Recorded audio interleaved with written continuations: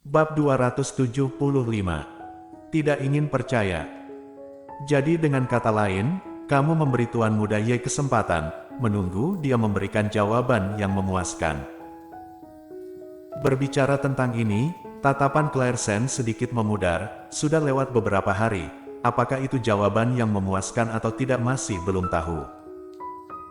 Kamu tidak perlu khawatir tentang itu, karena dia berkata untuk membiarkanmu mempercayainya, maka kamu harus memberinya sedikit waktu. Berbicara sampai di sini, Gita mengedipkan mata, mulai menggunakan intuisi untuk menganalisis. Kau tahu, aku sudah bilang sebelumnya bahwa Sally Han adalah wanita jalang, kan? Jadi, aku bilang Colden Ye sangat menyukaimu, lalu dia benar-benar menyukaimu. Clairsen mendengar dari mulut Gita untuk kedua kalinya mengatakan bahwa Sally Han adalah wanita jalang, Clairsen merasa sedikit tidak nyaman di hatinya. Dia mengerutkan kening dan baru ingin berbicara, tetapi Gita terlebih dahulu berkata, "Jangan membantahku lagi, dia telah melakukan hal semacam ini. Jika kamu ingin berbicara untuknya lagi saat ini, maka aku tidak akan membantumu lagi." Mendengar ini, Clairsen tidak bisa menahan diri untuk tidak menghela nafas dan berkata pelan, "Sebenarnya, aku tidak tahu kebenaran masalah ini. Tidak peduli apa yang sebenarnya terjadi, tetapi dia sudah melakukannya. Dia benar-benar memakai sepasang anting-anting yang dibeli tuan muda Ye, bukan? Tidak peduli apa yang dia katakan atau lakukan, dia tidak bisa membersihkan namanya sendiri. Claire, matamu harus lebih cerah. Jangan selalu menggunakan kenangan masa lalu untuk membantunya. Mungkin dulu hubungan kalian sangat baik, tapi aku ingin mengatakan yang sebenarnya. Tidak pernah ada orang yang berubah tiba-tiba, mungkin dia mendekatimu dengan tujuan sejak awal. Clairsen, mendekatiku dengan tujuan dari awal. Ya, kalian bertemu di perguruan tinggi, jadi kamu pasti memiliki sesuatu untuk dipergunakan. Di perguruan tinggi, apakah dia memiliki sesuatu untuk dipergunakan? Clairsen berpikir lama, dan menggelengkan kepalanya dengan kesal. Aku tidak pernah memiliki titik bersinar di tubuhku, yang kamu katakan itu tidak mungkin. Kamu merasa tidak ada titik bersinar, mungkin kamu tidak tahu, tapi dia tahu itu. Seperti kali ini kamu menikahi tuan muda Ye, dia akan mengambil Colden Ye darimu. Claire, jika bukan karena kamu menyukai sepasang anting-anting itu, tahukah kamu bahwa Sally Han melakukan hal-hal ini di belakangmu? Mungkin dia telah mengambil banyak barang darimu tanpa terlihat, tetapi kali ini kamu menemukannya. Clairsen, kamu terlalu teori konspirasi, mungkin dia hanya kebetulan menyukai Colden Ye, itu sebabnya. Kamu sangat menyebalkan. Kamu ingin menghibur diri sendiri sampai kapan? Dia seperti ini, dan kamu masih melindunginya. Clairsen, apakah kamu ingin aku menamparmu untuk membangunkanmu?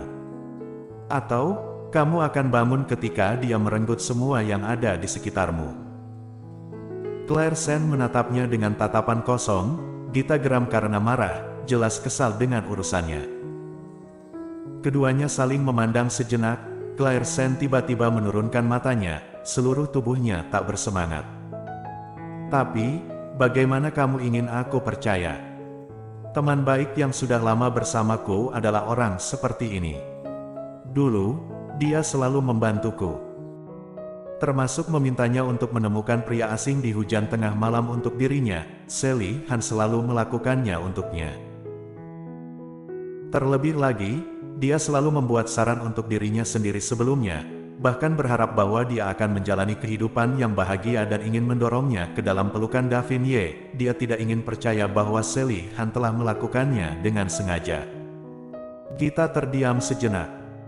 Dia duduk di samping Clairsen, tiba-tiba mengerti suasana hati Clairsen. Ia, teman yang baik selama bertahun-tahun, tiba-tiba mengatakan bahwa teman itu telah mengkhianatinya. Tidak ada yang akan mempercayainya dengan mudah. Kecuali, dia bisa mendengar pengakuan Sally Han dengan telinganya sendiri. Tetapi wanita itu sangat berbahaya, sehingga tidak mungkin baginya untuk mengakui. Memikirkan hal ini, Gita menghela nafas. Aku tahu kamu merasa tidak nyaman, tetapi kadang-kadang di depan matamu belum tentu adalah kebenaran, tetapi itu memiliki alasannya. Sally Han melakukan ini, semuanya menjelaskan banyak masalah, tidak peduli apa hasilnya, kamu harus menerimanya. Aku datang hari ini untuk melihat bagaimana keadaanmu, karena sudah menemukan bahwa kamu aman sekarang, maka aku harus kembali. Ketika mendengar dia akan pergi, Claire Sen tiba-tiba gugup, kamu ingin pulang. Aku masih ingin menahanmu di sini untuk makan malam. Gita tersenyum tipis, apakah kamu pikir aku tidak ingin tinggal untuk makan malam? Tapi aku harus kembali bekerja, oke. Aku tidak sepertimu. Saya belum menemukan tiket makan jangka panjang, tidak bertemu dengan orang yang bagus di pesta ulang tahun terakhir kali, semuanya karena kamu. Jika bukan karena menyelamatkanmu, aku akan memenangkan kejuaraan, kemudian bermandikan sorotan, semua pria baik dapat melihatku. Mungkin saja, aku sudah jatuh cinta sekarang. Claire Sen berkomentar dengan sungguh-sungguh setelah mendengarkan imajinasi yang besar. Persetan, aku akan pergi dulu, aku akan datang menemuimu di lain hari. Setelah Gita pergi, Claire Sen jatuh ke dalam perenungan lagi sendirian. Dia benar-benar tidak percaya bahwa Sally Han mendekatinya dengan tujuan, bahkan setelah kejadian ini dia masih berpikir, karena mereka berdua bahagia, dialah yang akan pergi. Tanpa diduga, Claire Sen menurunkan matanya, merasakan pikirannya melayang ke sebelumnya. Asteris. Ketika Golden Ye kembali, ruangan itu kosong, beberapa pelayan sedang mengemasi barang-barang di atas meja, saling berdekatan dan membicarakan sesuatu. Pada saat ini, biasanya Claire Sen akan berbicara dan tertawa bersama mereka. Golden Ye bisa melihatnya begitu dia masuk, tapi hari ini Claire Sen tidak ada. Tuan muda, Anda sudah kembali. Berta Zhu melangkah maju dan bertanya dengan hormat. Tidak melihat sosok Claire Sen, Golden Ye merasakan kekecewaan di hatinya, dia menggigit bibir tipisnya dan menatapnya dengan penuh tanda tanya. Mengetahui apa yang dia tanyakan, Berta Zhu menjelaskan, nyonya muda tampaknya tidak memiliki nafsu makan hari ini, jadi dia kembali ke kamar untuk beristirahat. Tuan muda, nyonya muda tampaknya sedang dalam suasana hati yang buruk. Mendengar itu, Golden Ye mengerutkan kening, bukankah sudah membiarkan kita datang menemuinya? Mengapa masih dalam suasana hati yang buruk? Memikirkan hal ini, Golden Ye mengangguk, aku tahu, kalian semua kembali dulu. Iya. Golden Ye memasuki kamar, dan ruangan itu gelap, dia mengerutkan kening dan menemukan sakelar. Setelah menyalakan lampu, ternyata tidak ada orang di ruangan. Ruangan itu kosong, seolah-olah tidak ada orang yang pernah tinggal di dalamnya. Pada saat itu, hanya satu pikiran yang muncul di benak Golden Ye. Itu adalah Claire Sen melarikan diri.